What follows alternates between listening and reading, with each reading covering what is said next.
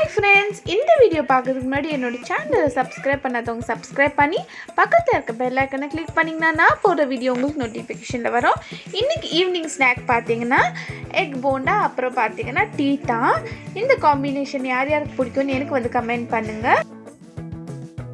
என்னோட சேனலை புதுசாக சப்ஸ்கிரைப் பண்ணியிருக்கிறவங்களுக்கெல்லாம் தேங்க்ஸ். அப்புறம் பார்த்தீங்கன்னா சப்ஸ்கிரைப் பண்ணி என்னோடய வீடியோஸை பார்த்து லைக் போடுறவங்களுக்கு இன்னும் ரொம்ப தேங்க்ஸ். ஃபஸ்ட்டு பார்த்தீங்கன்னா 8 முட்டை எடுத்து அதை வந்து பாயில் பண்ணுறதுக்கு தண்ணி ஊற்றி உப்பு போட்டு வச்சுட்டேன் ஒரு தேக்ஸால். அப்புறம் மிக்சியில் பார்த்தீங்கன்னா கொத்தமல்லி கொஞ்சம், 2 பச்சை மிளகா, 1 வெங்காயம், அப்புறம் 1 இன்ச் இஞ்சி, அவ்வளோதான். இவ்வளோத்து சேர்த்து நல்லா வந்து ஃபைன் பேஸ்ட்டாக அரைச்சிக்கலாம். ஒரு பவுல் எடுத்துக்கின்னு 1 கப்பு கடலை மாவு, 1 tablespoon chilli powder, 1/2 tablespoon garam masala, 1 tablespoon உப்பு, அப்புறம் பார்த்திங்கன்னா மட்டன் மசாலா கொஞ்சம் தேவையான அளவு சேர்த்துக்கோங்க. அப்புறம் நம்ம அரைச்சி வச்சோம் இல்லையா, அந்த மசாலாவை கூட சேர்த்துக்கின்னு நல்லா வந்து தண்ணிக்கு லைட்டாக போட்டு கெட்டியாக மிக்ஸ் பண்ணி எடுத்துக்கலாம்.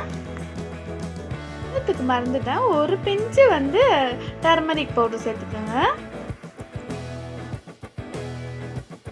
கொஞ்சம் கொஞ்சமாக தண்ணி ஊற்றி பார்த்தீங்கன்னா லைட்டாக மிக்ஸ் பண்ணி எடுத்துக்கோங்க. இல்லைனா வந்து கொஞ்சம் வந்து தண்ணி ஆகிடுச்சுன்னா கூட முட்டை வந்து நல்லா பிரிஞ்சு வந்துடும்.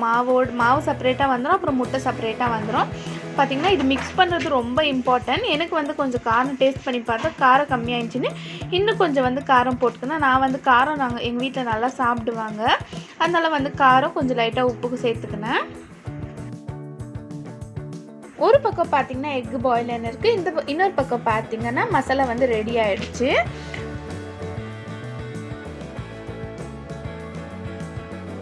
முட்டை வேவறதுக்குள்ளே வந்து டீ போட்டு எடுத்துக்கலாம். டீ வந்து போட்டு வச்சுட்டோன்னா வந்து நம்மளுக்கு வந்து முட்டை போட்டோன்னே வந்து டீ சூடு பண்ணி கொடுத்துக்கலாம், ஈஸியாக இருக்கும்.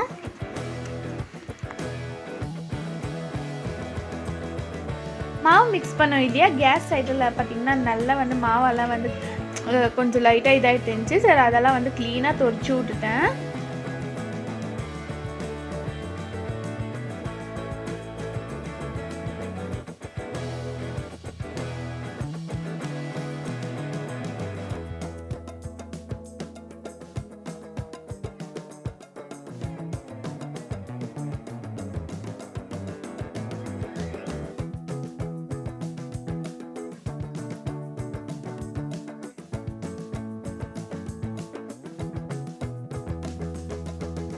முட்டை பார்த்திங்கன்னா நல்லா வேந்துச்சு, டீயும் கொச்சின்னு இருக்குது. இப்போ கடாய் வச்சு எண்ணெய் ஊற்றி சூடு பண்ணிக்கலாம்.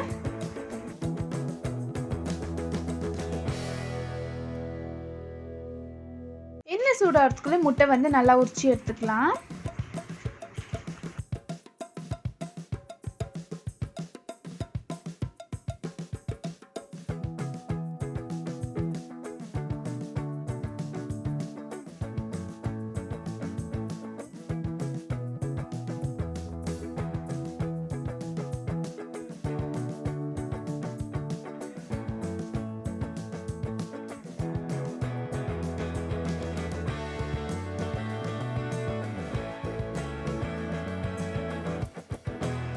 முட்டைலாம் வந்து உரிச்சோன்னே 2 வந்து கட் பண்ணி எடுத்துக்கோங்க எல்லா முட்டையும். நான் இன்றைக்கி வந்து முழு முட்டையாக போடல, ஆஃப் முட்டையாக சாப்பிட்டா தான் வந்து நல்லாயிருக்கும் டேஸ்ட்டு. உள்ளேயும் வந்து மசாலா இறங்குன மாதிரி இருக்கும். ஒரு முட்டை வந்து எனக்கு வந்து பிடிக்காது, அதனால இந்த மாதிரி மெத்தடில் தான் செஞ்சேன். கத்தி எடுத்தே வந்து அதை வந்து ஆஃபாக எடுத்துக்கணும். உங்களுக்கு வேணால் ஸ்பூன் கூட யூஸ் பண்ணிக்கலாம். எண்ணெய் நல்லா சூடாயிடுச்சு. இப்போ பார்த்திங்கன்னா ஒரு ஸ்பூன் எடுத்துக்கோங்க, நல்லா கம்ஃபர்டபுளாக இருக்கிற ஸ்பூனை. அந்த ஒரு முட்டையாக எடுத்து மசாலாவில் போட்டு எடுத்து எண்ணெயில் போட்டுருங்க.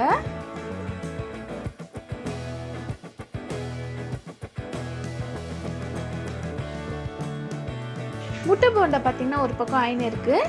முட்டை போண்டாக்கு மெயின் சைட் டிஷ்ஷே பார்த்திங்கன்னா ஆனியனும், அப்புறம் பார்த்திங்கன்னா உப்பு மிளகாத்தூள். ஆனியன் நல்லா சின்னதாக கட் பண்ணி உப்பு மிளகாத்தூள் போட்டு ஆனியனில் மிக்ஸ் பண்ணிடணும். செம்மையாக இருக்கும் ஃப்ரெண்ட்ஸ், நீங்கள் வந்து ட்ரை பண்ணி பாருங்கள். முட்டை போண்டா சாப்பிட்றப்போ ஆனியன் மிளகாத்தூள் போட்டு மிக்ஸ் பண்ணி பார்த்திங்கன்னா இது வந்து ஒரு சைடு திருப்பி விட்டுன்னு இருக்க முட்டையை. முட்டை போண்டை பார்த்திங்கன்னா நல்லா வேந்துச்சு, எடுத்து தட்டில் போட்டுக்கலாம் ஒன்று ஒன்றா.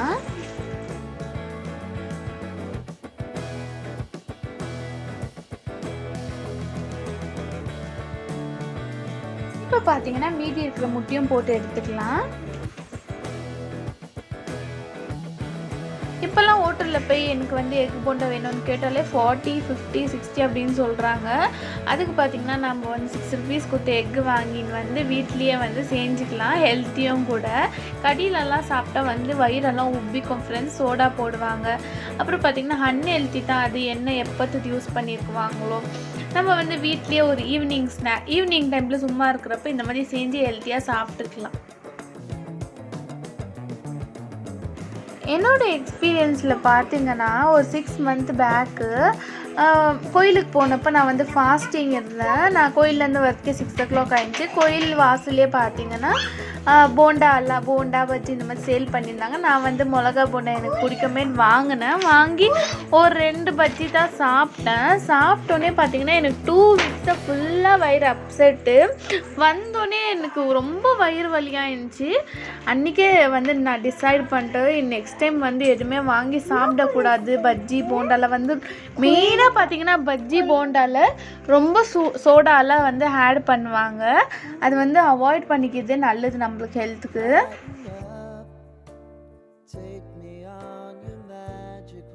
நான் வந்து பார்த்தீங்கன்னா ஃபுட் கலர் சோடா அந்த மாதிரி எதுவுமே சேர்க்காமே எக் போண்டா பார்த்தீங்கன்னா எவ்வளோ சூப்பராக வந்திருக்கு. இந்த மாதிரி நீங்களும் ட்ரை பண்ணிட்டு எனக்கு வந்து கமெண்ட் பண்ணுங்கள்.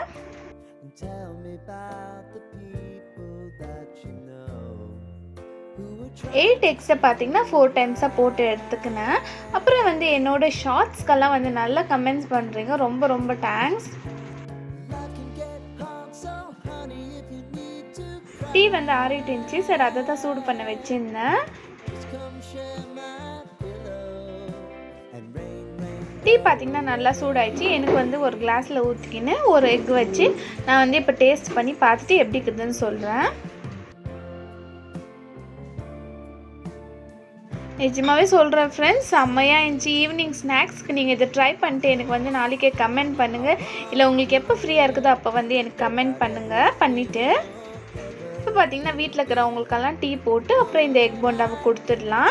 இந்த வீடியோ பிடிச்சிருந்தா லைக் பண்ணுங்கள், ஷேர் பண்ணுங்கள், கமெண்ட் பண்ணுங்கள். மறக்காமல் சப்ஸ்கிரைப் பண்ணி பக்கத்தில் இருக்க பெல் ஐக்கனை கிளிக் பண்ணிங்கன்னா நான் போடுற வீடியோ உங்களுக்கு நோட்டிஃபிகேஷனில் வரும். பாய்.